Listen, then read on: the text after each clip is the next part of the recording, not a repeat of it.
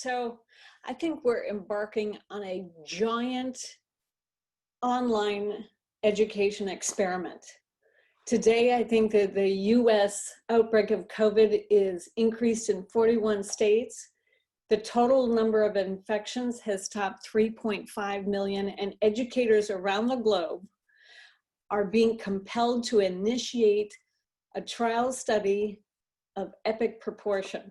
So I view this as a once-in-a-lifetime opportunity. I choose to follow Theodore Roosevelt's advice to dare mighty things, to use this terrible situation to morph the way teaching is undertaken. And it provides an unprecedented opportunity for us to think about ways to scale up, to broaden, to reach a worldwide audience of students of all ages. And I'd be happy to answer questions about how we converted a lab-based internship into an online course. But first, I'll just provide you with a brief overview of what the internship itself entailed. So 530 young people from around the world applied for this program, of which 22 were accepted. We were looking for those individuals who are not typically represented in our medical and biomedical communities and whose situations would not readily permit access to an environment like Stanford, either because of internal pressures, they don't feel like they're worthy, or external pressures. And then March came, and with it a paradigm shift.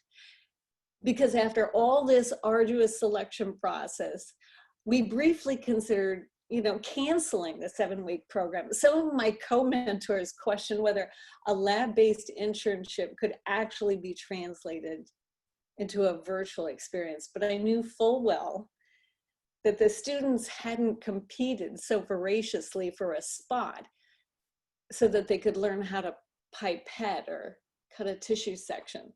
They wanted to interact with us under this rich umbrella that Stanford creates.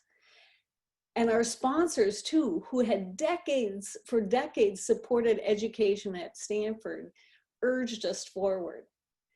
So we obviously made some fundamental changes. Instead of having multiple projects, we chose a singular focus for the entire group, understanding the pathoetiology of osteonecrosis of the jaw and devising new regenerative strategies to restore damaged bone. Now, if you're like all of the students, you have no idea what I'm talking about. That means we're all on the same starting page. That's a good place to be.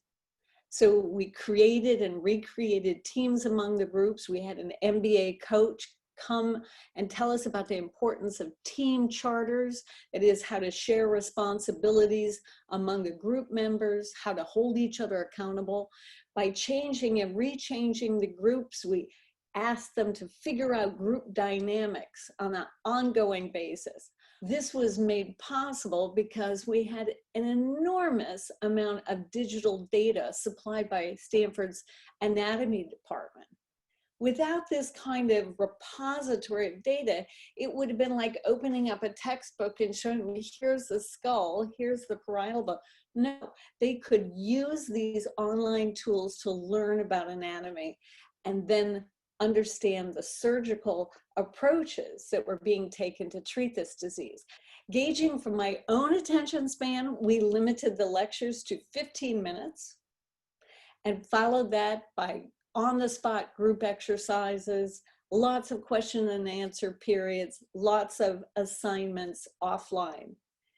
And here's where being virtual opened up an entirely new vista, because our surgeon colleagues delivered their mini lectures from Germany.